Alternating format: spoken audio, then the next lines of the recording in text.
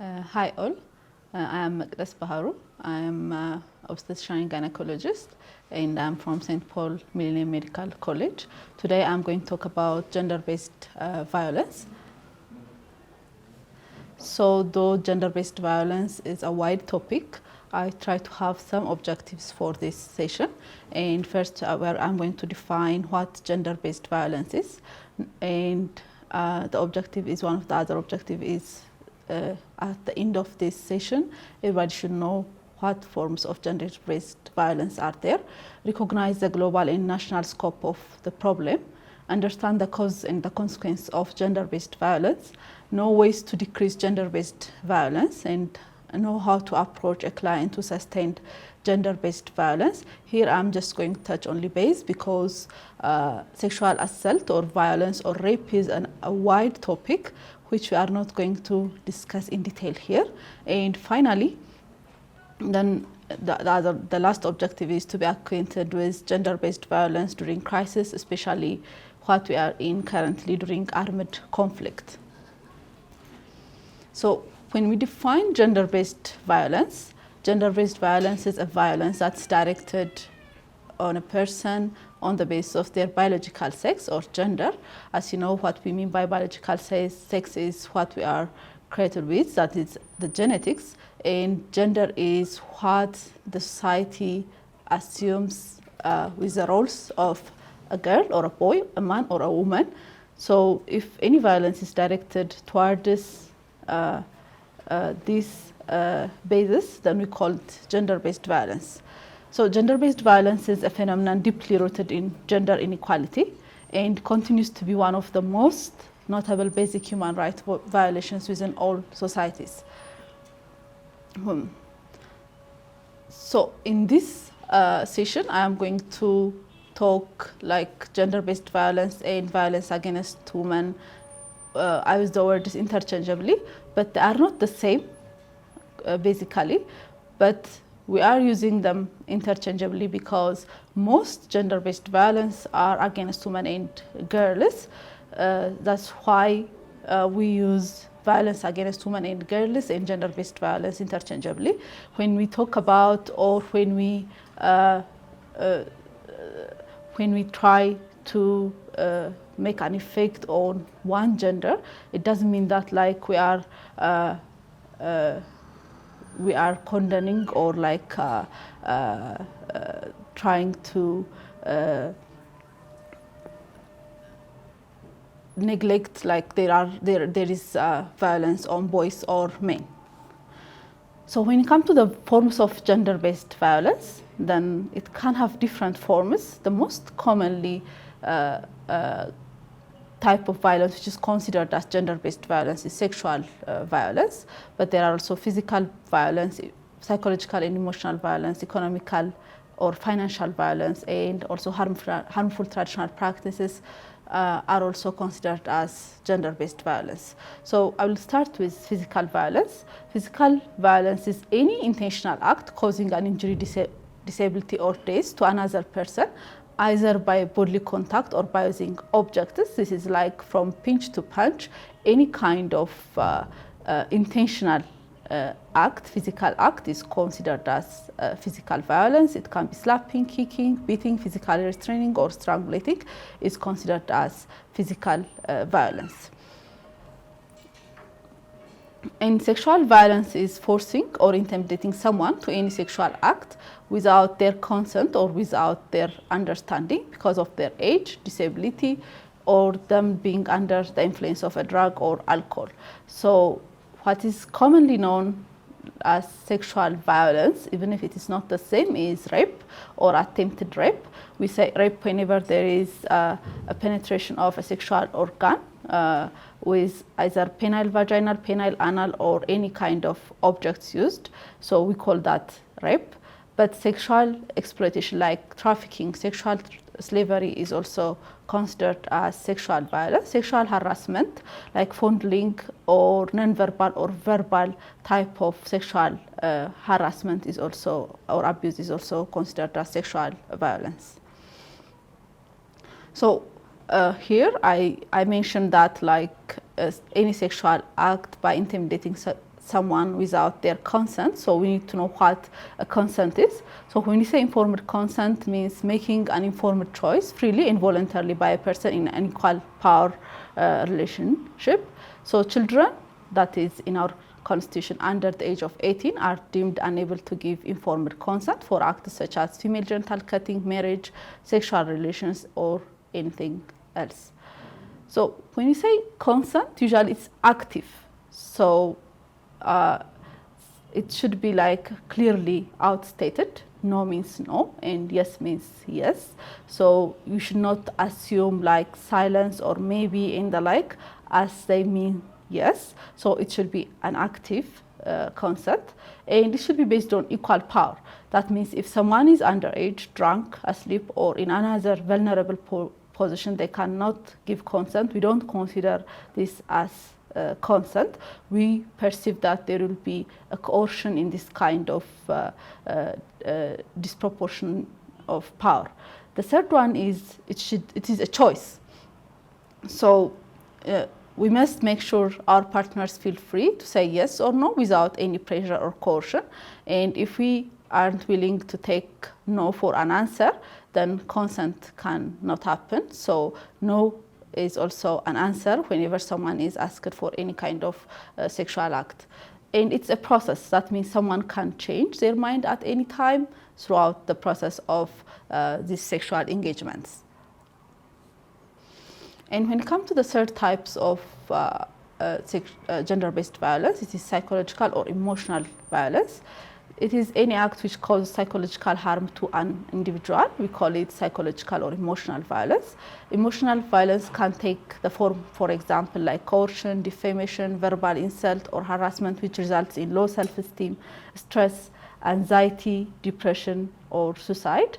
And sometimes different types of violence might overlap, like emotional violence sometimes might have a face of sexual harassment, but when we approach this kind of clients or survivors, we should be understanding that one might happen with the other.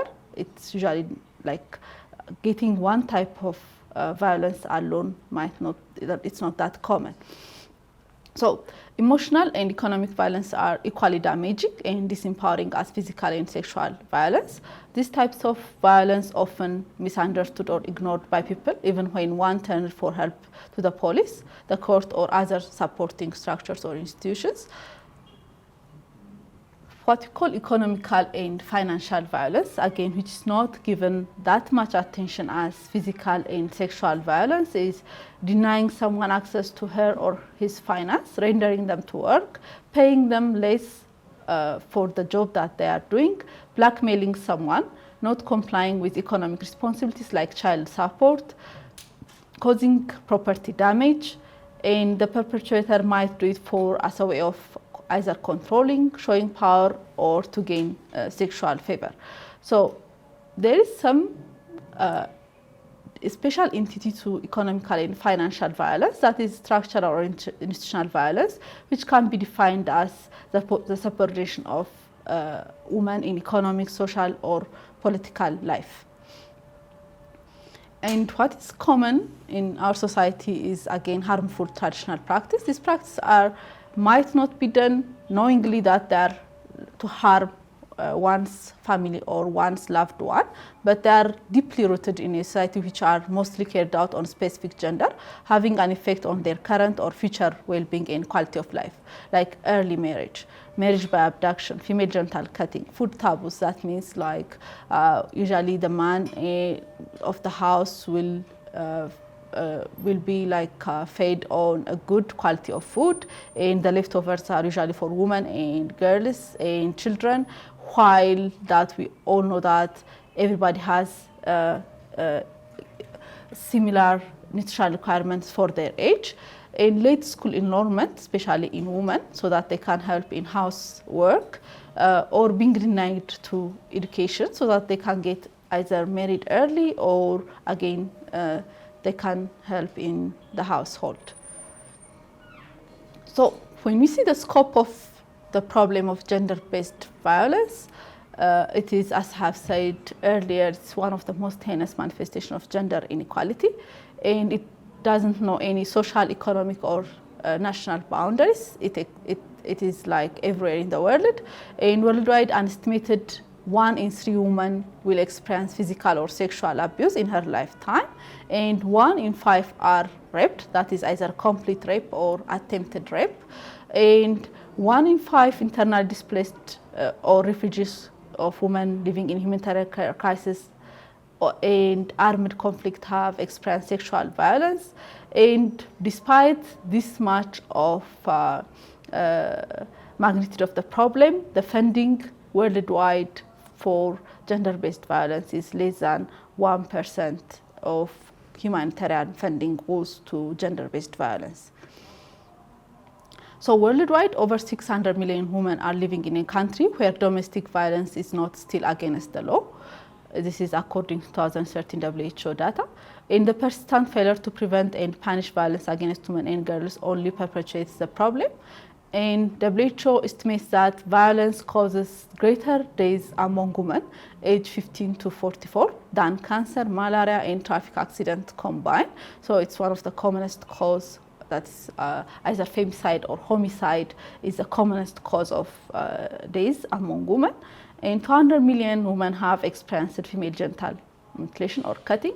In some countries, it might be as high as the percent might be as high as 90%, especially in Western Africa, Eastern Africa, even in our country, in some regions, it is practiced widely, even though it is clearly seen that, World Bank says that it's clearly seen that female genital cutting is decreasing throughout the year.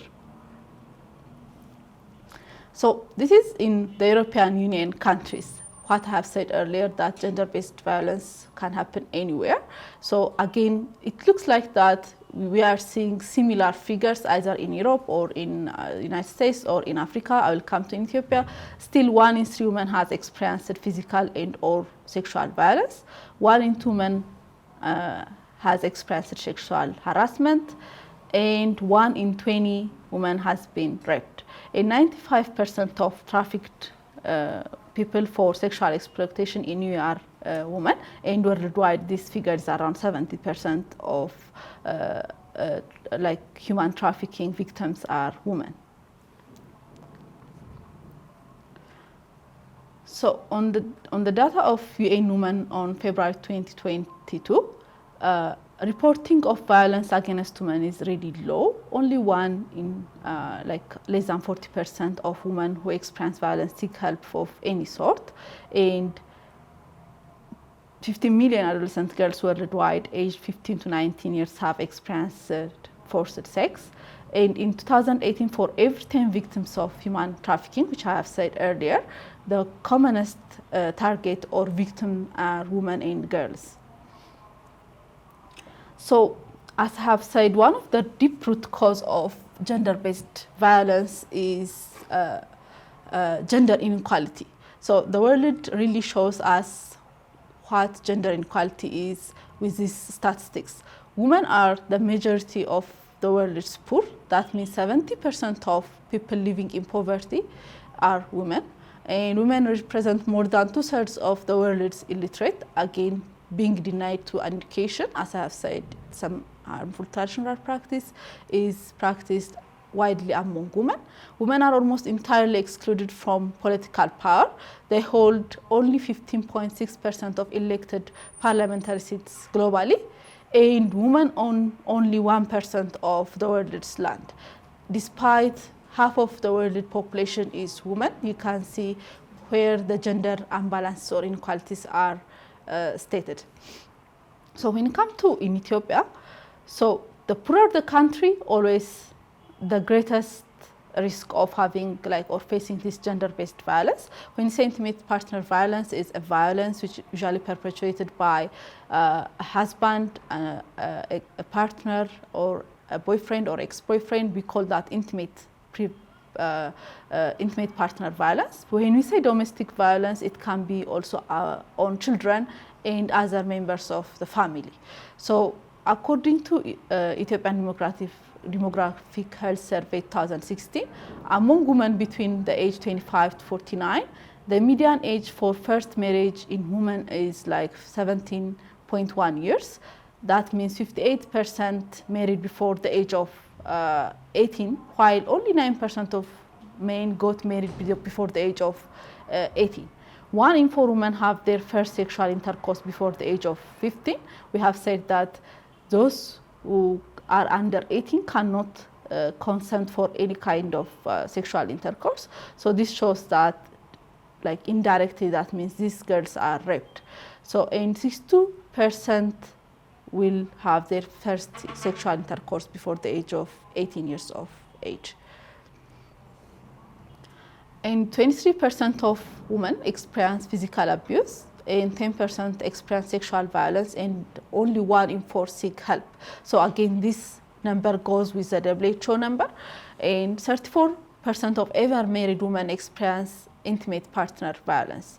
And the magnitude of teenage pregnancy is also very high. The prevalence is like 13% of girls aged between 15 and 19 began childbearing. That means either they already gave birth or they are going to have their first child. Only 33% of women are employed in Ethiopia, according to EDHS 2016, and these employment are usually. Shall I continue? So,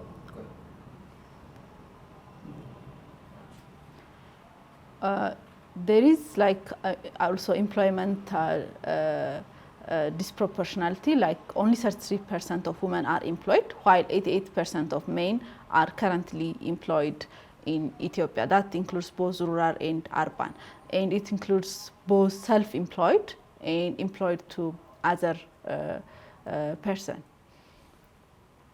So what are the causes and contributing factors for gender-based violence? There is always a root cause, which I have said earlier, that is gender inequality, abuse of power, lack of belief in equality of human rights for all, and gender-based violence. Usually, like, we need to address the root cause through prevention activities require sustained long-term action with change occurring slowly over a period of time. So this is the GBV tree. So as you can see, there are root causes. So disrespect for human rights. I have said, like, gender-based violence is one of the commonest type of human rights violation. Abuse of power, gender inequality are root causes. So even if there are contributing factors, so there should not be any excuse for any kind of violence, like poverty, lack of education, being in a conflict or crisis area, alcohol or drug abuse, lack of police protection or a good system, and also living in lower income and middle income countries. These are some of the contributing factors for gender-based violence.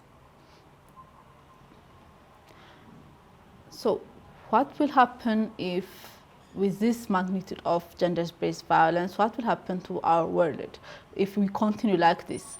So the consequence, it affects the world in every possible direction. It causes serious short and long-term physical, mental, sexual, reproductive health problems for women. They also affect their children's health and well-being. This violence leads to high social and economic costs for women, their families, the societies, and at large for a country. So there are different aspects of consequences. This picture shows health consequences of gender-based violence. So there are fatal outcomes like homicide, suicide, maternal mortality, and AIDS-related diseases. So gender-based violence increase acquisition of HIV by 1.5 to 2 times. So it also will increase, that means, AIDS-related diseases. The non-fatal outcome can be physical, like injury, functional impairment, permanent disability, or poor subjective health.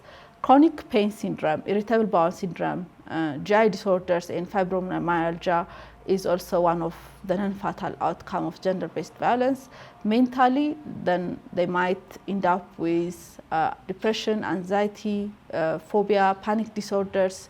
PTSD are some of the commonest type of consequences of mental consequences of gender-based violence. Negative health behavior, that means they might be sucked into negative health behavior like smoking, using illicit drugs and alcohol, forced prostitution, this kind of things might have negative health behavior, and also reproductive health outcomes like unwanted pregnancy, increased risk of abortion, safe or both safe and unsafe abortion, having different type of gynecologic disorder, pregnancy complications because of early marriage and early age at pregnancy or teenage pregnancy.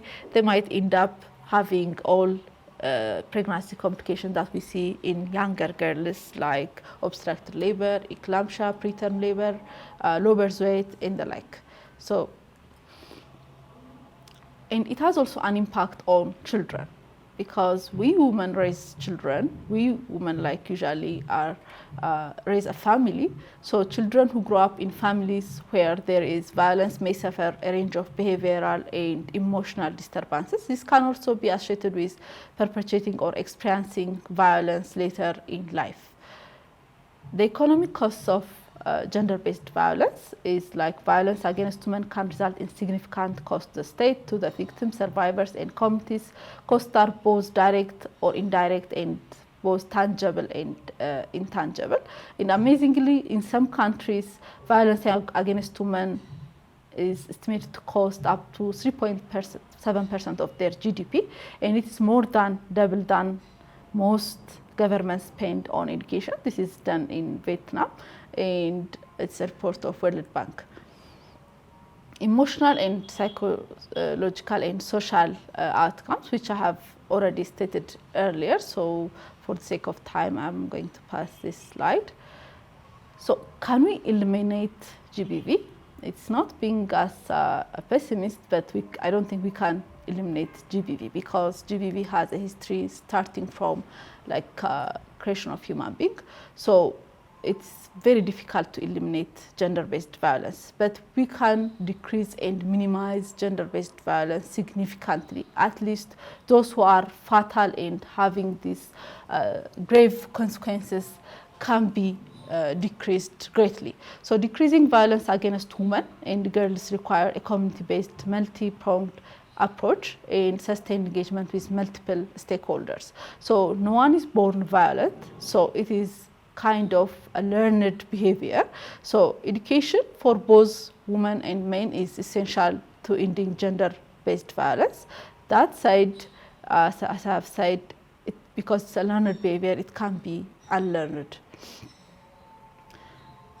So women empowerment, economic autonomy, and security with different type of policies and laws can also decrease gender-based violence.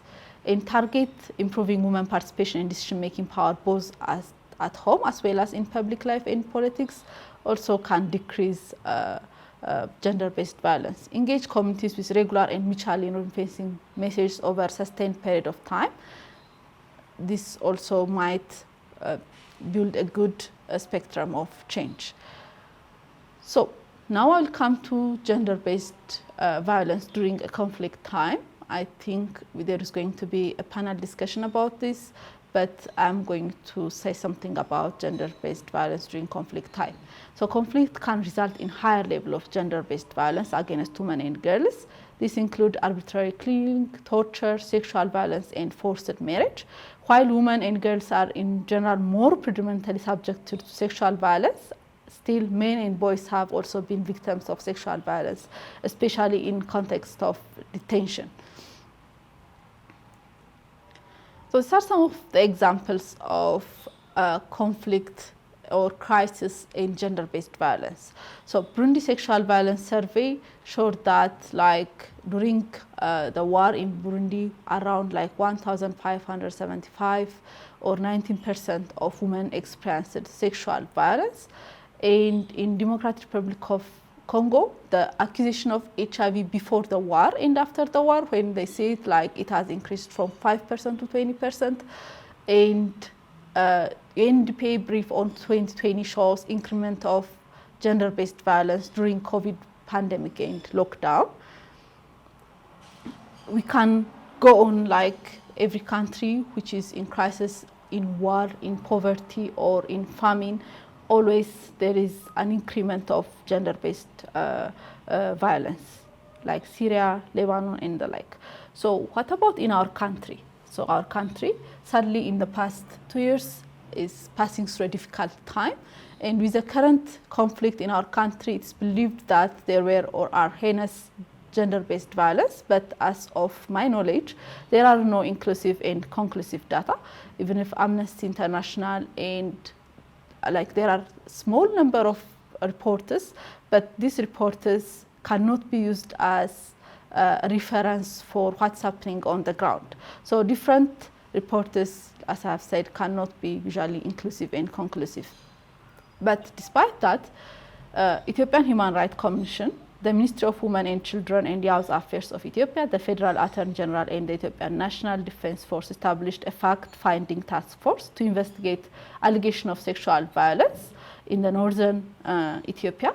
And the ministry confirmed that rape had taken place conclusively and without a doubt and recommended further investigation in order to determine the full extent of the problem. This is a UN Security Council report, and the Ethiopian government has expressed its willingness to collaborate with international experts on such investigation and has also reiterated its policy of zero tolerance to sexual violence. So more data is going to come out with gender-based violence and its magnitude in the past 2 years, like in regions like Amhara, Afar, Tigray, or Oromia. So we are going to hear a lot of reports about this gender-based violence.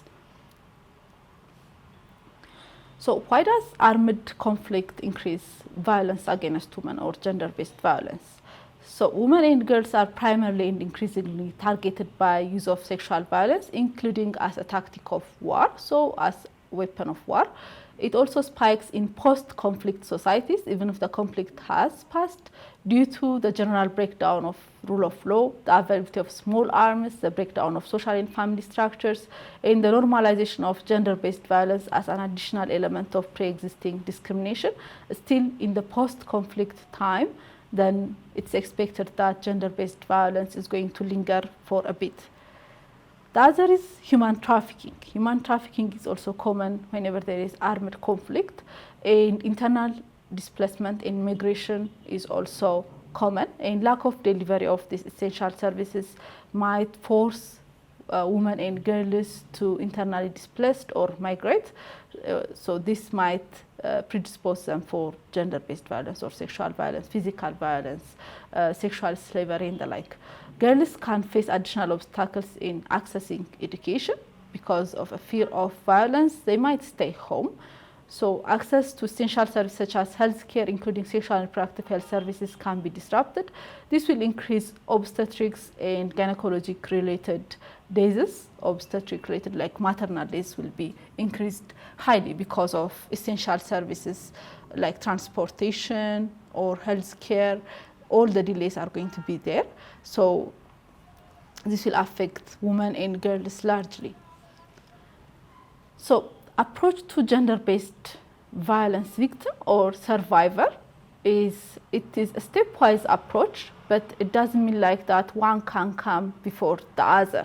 Like even if it says like step 3, attend to any emergency condition. We know that rape is a trauma, so always like our instinct is like, especially if it is in short duration, clients appear in short duration, our first instinct is like the ABC of life. So it doesn't have to always take this step, but we usually assess their general appearance because, as I've said, there is emotional trauma. They might have flat affect, they might not want to talk, they might not want to disclose, they might be angry, and some might even be very comfortable, but it doesn't mean that they are not violated. So it is assessing their general appearance will help us in approaching them or for our next step. So comfort and support the patient without any judgment and with empathy is very important. This is for any kind of gender-based violence.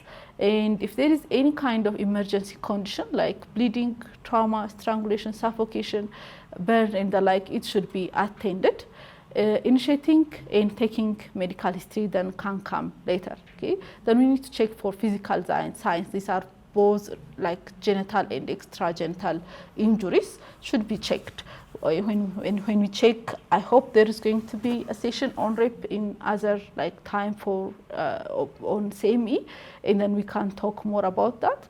But when we check for physical sign, make sure that exposure should not be at once. That means we cannot expose their upper part and lower part at once, and we need to first like make them comfortable, taking their pulses, measuring their BP. Okay, and this kind of things might make them comfortable, and usually we can start from the upper part of their body and we can go down to the lower part of their body, and finally we can check for genital injuries. So advise and decide on laboratory investigation. This is highly guided by our capability, which is really low. So basic, but at least basic laboratory investigation can be done. Forensic evidence collection, documentation, and reporting also can be done.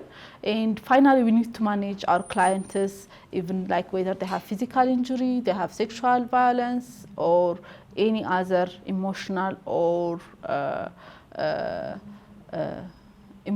psychological injury. Then we need to manage them accordingly, and we need to establish appointments and follow-up which are individualized usually. So this is how we take history. This is the life's approach. So we need to listen. We need to inquire about the needs and the concerns of our clients, so the victims or the survivors. We need to validate that we understand them, we believe them. Then we need to assure that they tend to blame themselves, so we are not there to blame them or to judge them. We need to enhance their safety, because one of the barriers is to report gender-based violence is like fearing further violence. They might not report, or they might hide some part of the violence. So we need to tell them what our plan is to protect themselves from future harm, and we need to support them by helping them to get information.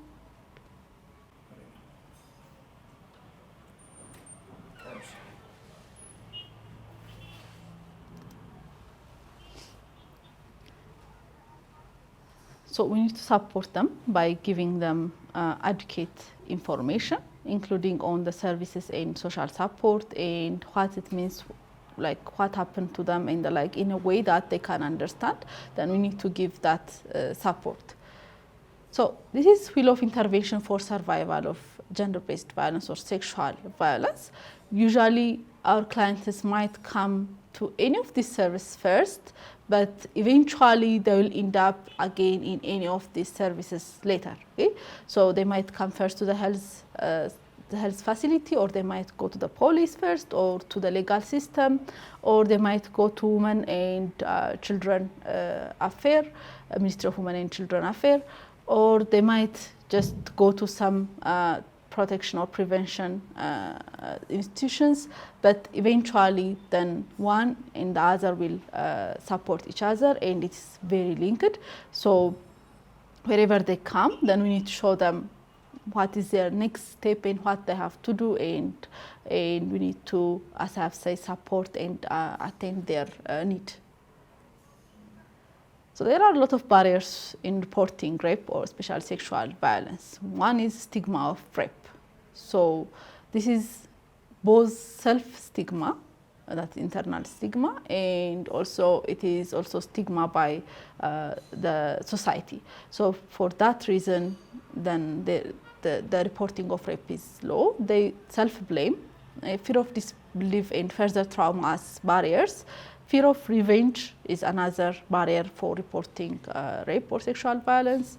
And what is gained by reporting rape? Not trusting the system will bring them justice. So it should go parallel. Our medical care, the system, the legal work, the court, and the like, all should grow parallelly, so that to ensure that they will get the justice that they deserve. And to the healthcare sector sometimes might be part of the problem, because currently we have at multiple sites we have one-stop centers, but before they have to be sent to other places for different services, so it might be part of the problem. and them not knowing not knowing the law and degree of protection, access, especially in the time of conflict, is one of the barriers of reporting rape. So, in summary, we have discussed there are different types of gender-based violence, and gender-based violence being underreported, the scope of the problem is very immense. And gender-based violence affects every sector of the society, from the individual level to the country level to the world level. And gender-based violence usually heightened during conflict times. And finally, I want to say that, like, no matter who you are, where you live, or who is inflicting it, gender-based violence is never acceptable. And thank you for listening to me.